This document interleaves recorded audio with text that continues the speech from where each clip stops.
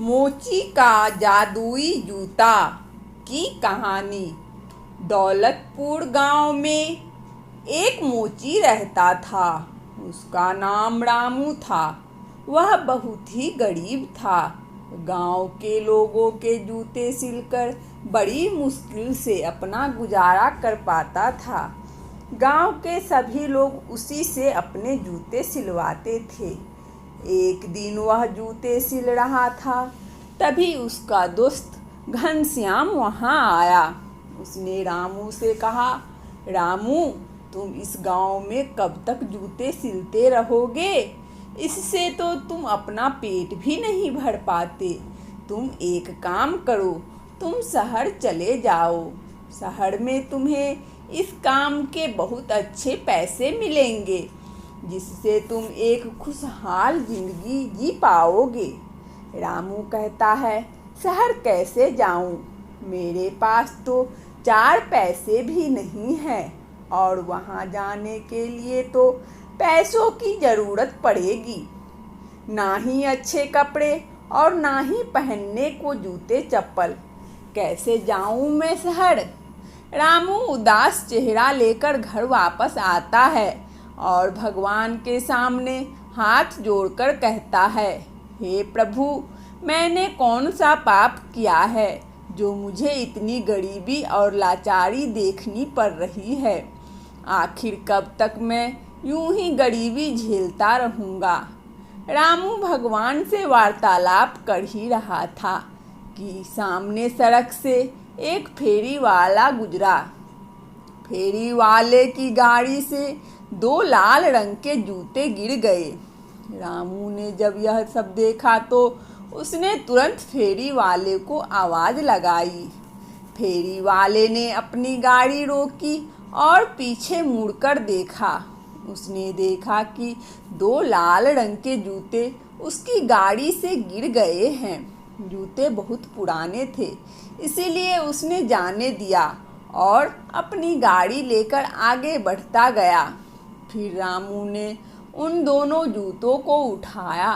रामू को उन जूतों का कलर बहुत पसंद आया। उसने अपने हाथों से उन जूतों को सिला और पहनकर देखा। रामू के पाँव में वह जूते काफ़ी खिल रहे थे। वह उन्हें देखकर काफ़ी हंस रहा था और खुश हो रहा था, क्योंकि काफ़ी लंबे समय बाद उसने अपने पैरों में जूते पहने थे। वह बार बार जूतों को उतारता और पहनता और हंसने लगता।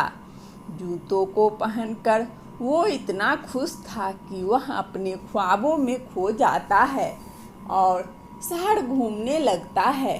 उसके पाँव में वही जूते हैं और वह खुशी खुशी एक समुद्र के किनारे टहल रहा था। अचानक से दयाराम सेठ आता है और रामू को झकझोरते हुए कहता है, ए रामू, पिछली बार तूने जूते सही से नहीं सिले। अगर अब इस बार ऐसा हुआ तो मैं एक भी पैसे नहीं दूंगा। रामू यह सुनकर तुरंत ख्वाबों के बाहर आता है और दयाराम सेठ के जूते सिलने लगता है। कुछ देर बाद रामू उन जूतों को दोबारा से पहनता है और पहाड़ों पर घूमने की इच्छा जताता है। जैसे ही वह कहता है कि मैं पहाड़ों पर घूमने जाना चाहता हूँ, वह तुरंत गायब होकर पहाड़ों की चोटी पर पहुँच जाता है। यह सब देखकर रामू आश्चर्यचकित हो जाता है कि यह सब कैसे हुआ। चट्टान बहुत ऊंची थी तो डर के मारे रामू के मुंह से निकला कि मैं घर जाना चाहता हूँ। रामू तुरंत वहाँ से गायब हो गया और घर पर आ गया। अब रामू को इन जूतों पर शक हुआ।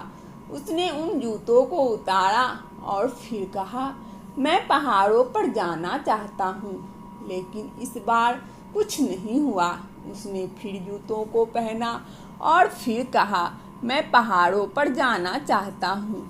इस बार वह फिर पहाड़ों पर पहुँच गया। अब उसे यकीन हो गया था कि यह सब इन जादुई जूते से ही हो रहा है। इस बार रामू ने समुद्र पर जाने की जिद की वह तुरंत समुद्र पर पहुंच गया। उसने समुद्र के पानी में डुबकी लगाई और थोड़ी देर बाद बाहर आया। अब उसने जंगल में बाघ दिखने की जिद की। वह तुरंत एक घने जंगल में पहुंच गया, जहां पर एक बड़ा सा बाघ टहल रहा था। बाघ ने जैसे ही रामू को देखा, वैसे ही उसने रामू के ऊपर हमला कर दिया। लेकिन अच्छा हुआ कि वह वहां से अदृश्य हो गया और घर आ गया। इस बार उसे समझ आ गया था कि दोबारा से ऐसी कोई गलती नहीं करूँगा। इतने में एक डॉक्टर रामू के पास से गुजरा।